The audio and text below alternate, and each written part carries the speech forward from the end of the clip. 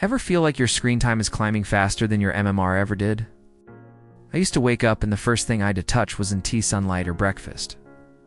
It was my phone. Notifications, messages, Discord pings, overnight Dota patch notes, updates, clips, memes. It felt normal. It felt like life. Before I continue, finish this video till the end, because the thing that finally snapped me out of this digital fog is something you won't expect. It's something I only realized after losing almost everything. There was a time when I thought being a former Dota 2 competitive player meant I was built for screens. The discipline, the focus, the muscle memory of last hitting under pressure. But what I didn't realize was how easily that discipline could be twisted against me. I wasn't playing Dota anymore, but I was still trapped inside the same instinct loop. Scrolling became my new laning stage. Notifications became my new ganks. The constant flood of digital noise became my Roshan pit, holding me hostage. At first, I told myself it wasn't a big deal. Everyone uses their phone a lot. Everyone watches videos before sleep. Everyone scrolls to escape boredom.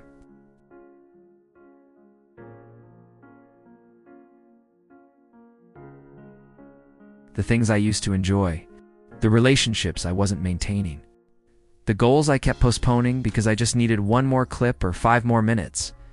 And that's where the story really begins. One morning I woke up and felt something strange. My heart was racing, but not from caffeine or excitement. It was empty, hollow, like my body was wide awake, but my soul had slept somewhere else.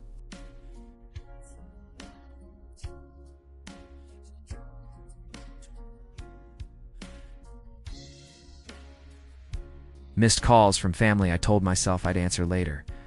A half-finished project that could been something if I had poured even half the energy into it that I wasted online. I realized something was wrong when I checked my phone's screen time for the week. The number shocked me. I won't say it, but if you've ever checked yours and felt your stomach drop, you might guess the feeling. That was the moment I admitted it. I wasn't living anymore. I was consuming. I wasn't playing life. I was spectating it. And here's the twist. Everything I needed to escape that spiral, everything that helped me claw my way out of digital addiction, all came from the discipline I learned in Dota 2.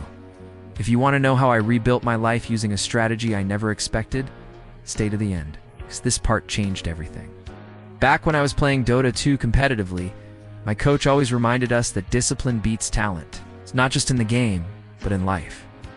If you cannot control what you pay attention to, you will always lose. And for years, I ignored how true that was. I thought addiction wasn't real if it didn't involve substances. I thought losing hours to my phone didn't matter because everyone else did it too.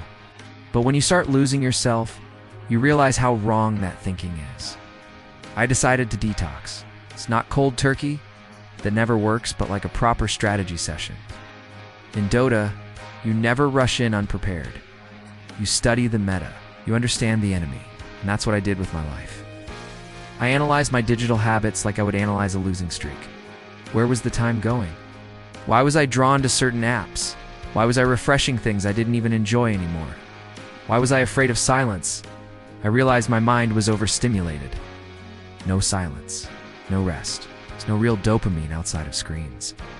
My thoughts felt scattered. My attention felt broken. My self-worth felt tied to how productive or connected I looked online, so I created my own life patch notes. First, I placed wards. I rearranged all apps into folders, hid icons, turned off notifications, and forced friction between myself and my impulses. I'll explain more if you stay till the end, because the warding trick was the real breakthrough. Next, I drafted new heroes. I asked myself who I wanted to be, not online, it's not on a keyboard. But in reality, who I could be if I stopped letting algorithms dictate my attention. Third, I rebuilt my schedule using a farming pattern. I set real-life tasks, like stacking camps, consistent intentional actions that build momentum. One small task per morning, then 2, then 3. Days started feeling fuller, brighter, more meaningful.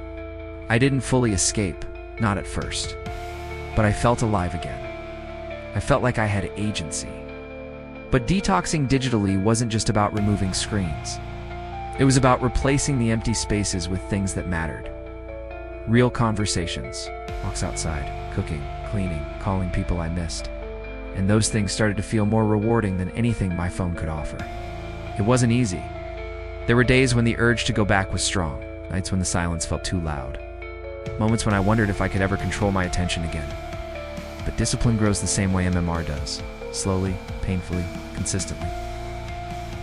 What surprised me most was how different life became once the noise faded. I could think again, feel again, focus again. Relationships improved, sleep improved. My confidence rebuilt itself from scratch. I didn't just detox from screens. I detoxed from the version of myself that was hiding inside them. And here's the part I promised you. Turning point. The thing that finally broke the cycle. It wasn't motivation. It wasn't discipline. It wasn't deleting apps. It was remembering who I used to be before the addiction. That version of me deserved to come back, and so do you. If you want to know exactly how I rebuilt my discipline from scratch, how the warding trick works, and the method I used to reclaim my attention, finish the video. Because what I'm about to explain next might be the moment you finally respawn your real life.